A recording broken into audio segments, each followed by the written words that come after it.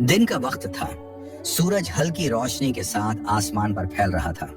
फराज अपनी कश्ती में दरिया के दरमियान बैठा था। चेहरे पर उलझन और परेशानी वाज़ेह थी। वो अपनी जिंदगी के मामूलात में मगोहन जाल समंदर में फेंक रहा था ताकि मछलियां पकड़ सकें। हवा में हल्की सी नमी थी और बारिश के छोटे छोटे कतरे पानी की सतह पर नरम लहरों के साथ खेल रहे थे। फराज ने दिल ही दिल में सोचा, पहले घर चलता हूँ, लगता है बारिश तेज हो जाएगी। लेकिन जैसे ही उसने जाल खींचना शुरू किया, वो फौरन रुक गया।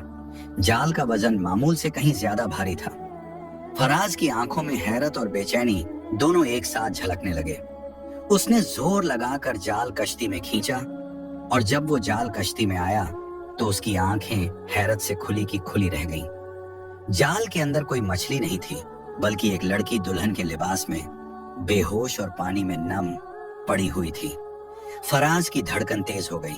वो फौरन आगे बढ़ा और लड़की के पास झुककर उसकी सांसें चेक की। खुशकिस्मती से वो जिंदा थी, लेकिन होश में नहीं आई थी। फराज ने उसके गाल थपथपाए, लेकिन लड़की होश में ना आई। बारिश जोर पकड़ रही थी और फराज के चेहरे पर परेशानी और उलझन की गहराई नुमायां थी। बारिश की तेज बूंदों के दरमियान फराज ने जल्दी से कहा, लड़की को घर ले जाना होगा, खुशकिस्मती से जिंदा है और बारिश भी तेज हो रही है, कहीं समंदरी तूफान ना आ जाए। अगले ही लम्हे उसने कश्ती का रुख घर की तरफ मोड़ दिया। बारिश जोरों से बरस रही थी और फराज तेज तेज कश्ती चलाते हुए साहिल की तरफ रवाना हुआ। साहिल पर पहुंचकर वो झुककर लड़की को उठाया और छोटे से घर की तरफ बढ़ा। अंदर जाकर उसे एहतियात से चारपाई पर लिटा दिया, फिर फौरन गांव की बूढ़ी हकीमा दाई के दरवाजे पर गया। बारिश की ठंडी बूंदें उसके कंधों पर गिरती रहीं। जोर जोर से दरवाजे पर दस्तक दी। कुछ लम्हों के बाद दाई ने दरवाजा खोला। देखकर बोली, क्या बात है बेटा, क्या हुआ है? फराज ने बेसब्री से कहा, दाई जल्दी मेरे साथ घर चले, एक लड़की मुसीबत में है, उसकी जान बचानी है। दाई ने जल्दी से दुपट्टा और छतरी उठाई और फराज के साथ उसके घर की तरफ बढ़ गई। अंदर आकर दाई ने लड़की की हालत देखी और कहा, लड़की जिंदा है, जान बच गई है, कुछ घंटों में होश में आ जाएगी। तुम्हें ये कहां से मिली है? फराज ने बताया, ये आज मेरे जाल में फंस गई थी, मैं इसे घर ले आया, सांसें चल रही थीं, जिंदा थी। दाई ने संभालते हुए कहा, अच्छा, अब लड़की होश में आएगी तो पता चलेगा कि कौन है। फराज आंगन में बैठा रहा। चेहरे पर गहरी परेशानी और उलझन के आसार थे। दिल ही दिल में सोच रहा था, काश ये कोई नई मुसीबत न बन जाए। चंद घंटों के बाद जब फराज कमरे में दाखिल हुआ तो उसने लड़की के चेहरे पर हाथ रखा और थपथपाया। लड़की ने आहिस्ता आहिस्ता आंखें खोली, फिर एकदम चारपाई पर बैठ गई, जैसे जहन को बेदार करने की कोशिश कर रही हो। फराज ने पूछा, आप कौन हैं? आपका नाम क्या है? आप कहाँ रहती हैं? लड़की उलझन भरी निगाहों से फराज को देखने लगी और अगले ही लम्हे फूट फूट कर रोने लगी। फराज घबरा गया और बोला, देखिए, गलत मत समझिएगा, मैं एक मछीरा हूँ, मछलियां पकड़ता हूँ। मैंने आज समंदर में जाल फेंका तो आप जाल के अंदर आ गई। आप बताएं, आप कौन हैं? वो लड़की जो दुल्हन के लिबास में थी रोते हुए फराज को देखने लगी। फराज खामोशी से पलट गया। समझ गया कि इस वक्त लड़की कुछ भी बताना नहीं चाहती। कुछ लम्हों के बाद वो एक खाने की प्लेट ले आया और लड़की के आगे रखने लगा और बोला, ये खाना खा लें, आपको इसकी जरूरत है। फराज पलट गया था और लड़की की आंखों में शुक्रगुजारी थी। खाना खाने के बाद वो वहीं सिमट कर बैठ गई। आंखों से आंसू बह रहे थे, जैसे जिंदगी ने उसे बड़े ही दुख दिए हों। अगले रोज फराज ने लड़की से दो टूक बात करने का फैसला किया। उसने कहा, तुम बताओ तुम कौन हो, ताकि मैं तुम्हें तुम्हारे घर छोड़कर आऊं, तुम्हारे अपनों के पास। मुझे अपनी मछलियां पकड़ने भी जाना है। मैं अपना घर तुम्हारे हवाले छोड़कर तो नहीं जा सकता और गांव वाले मेरे बारे में तरह तरह की बातें करेंगे। तुम कौन हो बताओ? लड़की की आंखों से आंसू बहने लगे और वो रोते हुए कहने लगी, मेरा बाप बहुत बड़ा आदमी था। मेरे बाप के इंतकाल के बाद मेरे चाचा ने ही मुझे पाल पोस कर बड़ा किया, लेकिन मेरे चाचा से ज्यादा मेरा बाप अमीर था। उसकी बेहिसाब दौलत और जमीनें थीं जो मेरी शादी के दिन मेरे नाम हो जानी थी। और अगर मेरी 22 साल की उम्र से पहले अगर मुझे कुछ हो जाता तो वो सारी जमीन एक झिरगे में फैसले के तहत मेरे चाचा को मिल जानी थी। मेरे चाचा ने मुझे दौलत की खातिर पाल पोस कर बड़ा किया और फिर मेरा एक अच्छी जगह रिश्ता भी तय कर दिया। लड़की की आवाज में दर्द, खौफ और मायूसी सब झलक रहा था और फराज के दिल में उसके लिए हमदर्दी के जज्बात मजीद गहरे हो गए। लड़की ने धीमी, कांपती हुई आवाज में कहना शुरू किया, मेरी शादी का दिन था। मैं दुल्हन बनी अपने कमरे में बैठी थी। हर लड़की की तरह मेरे भी कुछ अरमान थे और आज ही के दिन सारी जायदाद भी मेरे नाम हो जानी थी। मुझे मालूम तक नहीं था कि मेरे चाचा मेरे साथ ऐसा भी कर सकते हैं।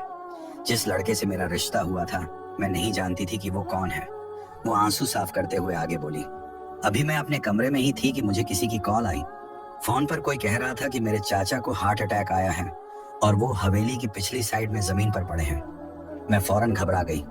दिल में उनके लिए बाप जैसी मोहब्बत थी। मैं कमरे से भागती हुई निकली। उसकी आवाज लरज गई।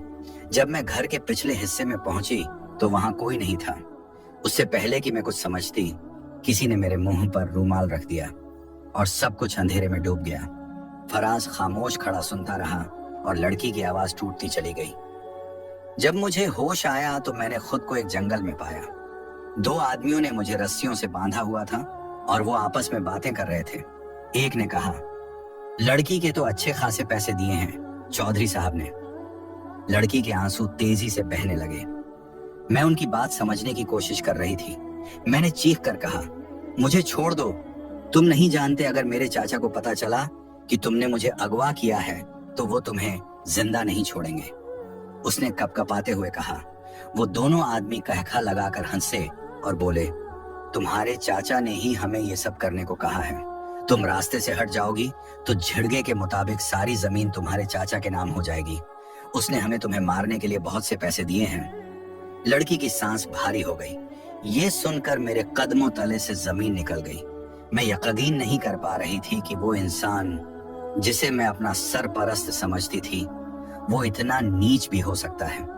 उसने कांपती आवाज में आगे कहा, उन दोनों आदमियों ने मुझे रस्सियों से बांध दिया और जंगल से बाहर ले जाने लगे। मैं चीखती रही, रोती रही, लेकिन उन्होंने एक न सुनी। समंदर के करीब आकर उन्होंने मुझे समंदर में फेंक दिया और फिर सब कुछ अंधेरे में डूब गया। उसकी आवाज भर गई, और आज तुमने मेरी जान बचाई।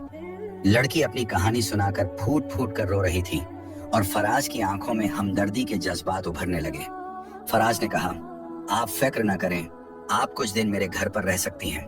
आपकी तबीयत थोड़ी संभल जाएगी तो मैं आपको आपके गांव की तरफ जरूर लेकर जाऊंगा। लड़की की आंखों में शुक्रगुजारी के जज्बात झलक रहे थे।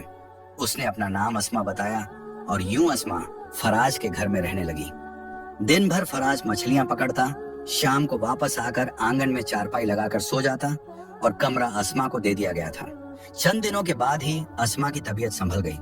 उसने फराज से कहा, मुझे मेरे गांव ले जाओ। मैं अपने चाचा के सारे राजों का पर्दाफाश करना चाहती हूँ और जो मेरे बाप की जमीन और जायदाद है वो मेरे नाम हो।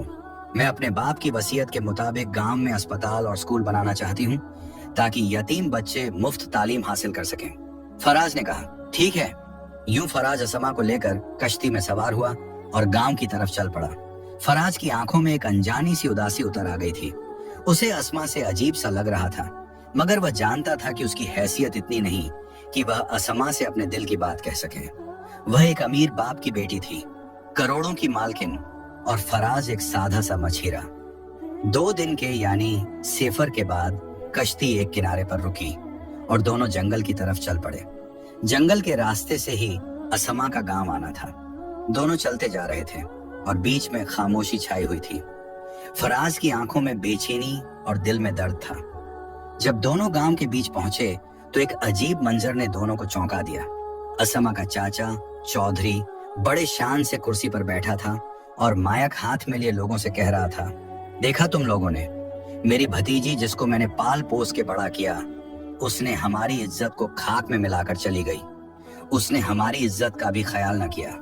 वह मसनूई आंखों में आंसू लेकर बोला, अब वह चली गई है और मेरे भाई की वसीयत के मुताबिक सारी जायदाद मेरे नाम हो गई। ऐसी लड़कियों को कुछ नहीं मिलना चाहिए। लोग हाँ में हाँ मिला रहे थे। गांव के मुअज्जिन बैठे थे ताकि सारी जमीनें चौधरी के नाम की जाए, लेकिन अगले ही लम्हे अस्मा वहां पहुंच गई, चेहरे से नकाब उतारा और लोग हक्का बक्का हैरत से उसे देखने लगे। चौधरी के चेहरे का रंग उड़ गया। वह खौफ के आलम में सामने खड़ी अस्मा को देख रहा था कि यह कैसे जिंदा बचकर आ गई। अस्मा ने आगे बढ़कर मजबूत लहजे में कहा, मैं किसी की इज्जत को दागदार करके नहीं भागी। यह शख्स झूठा है, इसने मुझे जान से मारने के लिए आदमी भेजे थे। फिर अस्मा ने सारी बात लोगों के सामने खुलकर बता दी और कहा, यह फराज है, इसने ही मेरी जान बचाई। यह सुनकर पूरा गांव सकते में आ गया। अस्मा ने आगे कहा, यह चाहता है कि मेरी जायदाद उसके नाम हो जाए ताकि उसे गांव में स्कूल और अस्पताल न बनवाने पड़े और यह लोगों से और भी पैसे खाता रहे। लोगों का हुजूम चीख उठा। गांव के मुअज्जिन उठे और कहा, जायदाद अस्मा के ही नाम होगी और आज पूरी झिड़गे के सामने अस्मा को ही ये सारे इंतखाबात दिए जाते हैं और चौधरी को उसके इंतखाबात से हटाया जाता है जो लोगों की जानें ले रहा है और उसे यहाँ से बेदखल किया जाता है। चौधरी का चेहरा गुस्से से सुर्ख हो गया था, मगर वह हार मान चुका था। वह शर्मिंदा सा उठा और वहां से चला गया। अस्मा की आंखों में एक चमक आ गई। उसने गांव वालों से कहा, जल्द ही यहाँ पर मेरे बाप की वसीयत के मुताबिक एक अस्पताल और एक स्कूल बनेगा जहां यतीम बच्चे और गरीबों का मुफ्त इलाज किया जाएगा। लोग उसकी आला ज़र्फी पर तालियां बजाने लगे। हुजूम में खड़े फराज की आंखों में नमी थी। फराज खामोशी से वहां से पलट गया। एक आखिरी नजर उसने अस्मा पर डाली और अपने गांव की तरफ रवाना हो गया। दिल में अनजानी उदासी ली।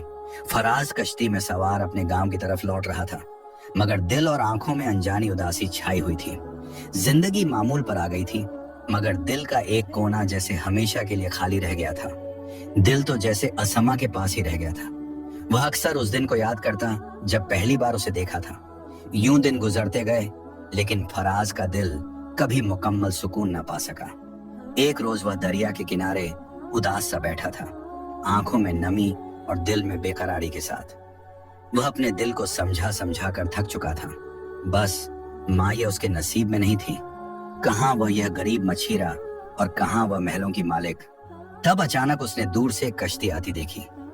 कश्ती जैसे ही करीब पहुंची, उसमें से एक आदमी बाहर निकला और एक खत फराज की तरफ बढ़ाते हुए बोला, यह खत आपके लिए है।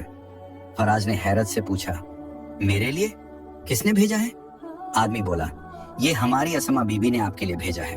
यह कहकर वो आदमी चला गया। फराज ने हैरत के साथ खत उठाया और आहिस्ता से खोलकर पढ़ना शुरू किया। खत में अस्मा ने लिखा था, फराज, मैं तुमसे मिलना चाहती हूँ। तुम हमारे गांव आ जाओ, मुझे तुमसे जरूरी बातें करनी है। फराज की आंखों में हैरत के साथ एक अजीब खुशी भी उतर आई। क्या अस्मा ने उसे याद रखा था? इतने महीने गुजर चुके थे, फिर भी उसने फराज के लिए वक्त निकाला। दिल में अनजानी खुशी के साथ फराज कश्ती में सवार हुआ और अस्मा के गांव की तरफ रवाना हो गया। जब वह वहां पहुंचा तो एक बड़ी सी हवेली देखकर उसके दिल में शर्मिंदगी की हल्की लहर दौड़ी। हवेली में दाखिल हुआ तो लाउंज में अस्मा मुस्कुराती हुई उसे देख रही थी। फराज ने आहिस्ता कदम बढ़ाया। अस्मा बोली, बैठो फराज, मैं तुम्हारे लिए कुछ लेकर आई हूँ। वह चाय और पानी लेकर सामने सोफे पर बैठ गई। आंखों में एक अजीब सी चमक ली, जैसे दिल की खुशी और इत्मीनान की एक झलक फराज को दिखा रही हो। फराज भी खामोशी से उसकी तरफ देख रहा था। दिल में माजी के सारे दुख, खौफ और खुशियां सब एक साथ गर्दिश कर रही थी। वह लम्हा जैसे वक्त को थाम कर रख दिया हो। लाउंज में खामोशी छाई हुई थी। फिर अस्मा ने दिल की गहराइयों से कहा, फराज, मैं तुमसे शादी करना चाहती हूँ।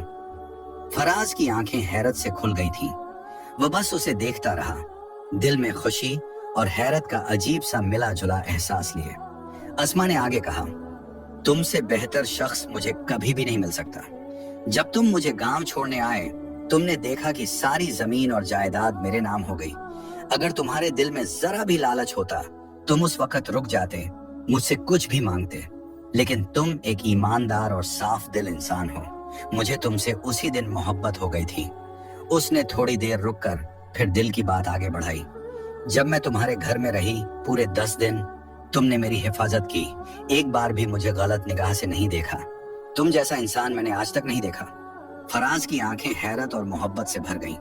दिल के किसी कोने में वह इस मोहब्बत पर पहले ही फातिहा पढ़ चुका था कि उसे शायद कभी यह मोहब्बत नसीब न हो। लेकिन अब सामने अस्मा की सच्चाई और खुलूस ने उसकी दुनिया बदल दी थी। वह हिचकिचाते हुए हाँ कह गया। फराज और अस्मा का निकाह बड़े धूमधाम से हुआ। फराज अस्मा के साथ उसी गांव की हवेली में रहने लगा। سارے اختیارات اسما نے فراز کو سونپ دیے اور فراز نے بخوبی ان کو انجام دیا۔ گاؤں میں انصاف قائم ہوا، اسپتال اور اسکول بنائے گئے اور لوگ فراز اور اسما کی رحم دلی اور اعلیٰ ظفی کی تعریف کیے بنا نہیں رہ سکتے تھے۔ فراز دل سے اللہ کا شکر ادا کرتا رہا کہ اسے اسما ملی، وہ محبت جو کبھی اسے نصیب نہ لگتی تھی اللہ کے کرم سے حقیقت بن گئی تھی۔ اگر آپ کو یہ چینل کو کہانی لائک اور اچھی لگی ہو سبسکرائب تو لازمی چینل کو کریں سبسکرائب اینڈ کریں، اس ویڈیو کمنٹ کے میں لیے ہمیں بتائیں کا یہ کہانی شکریہ۔ کیسی تھی۔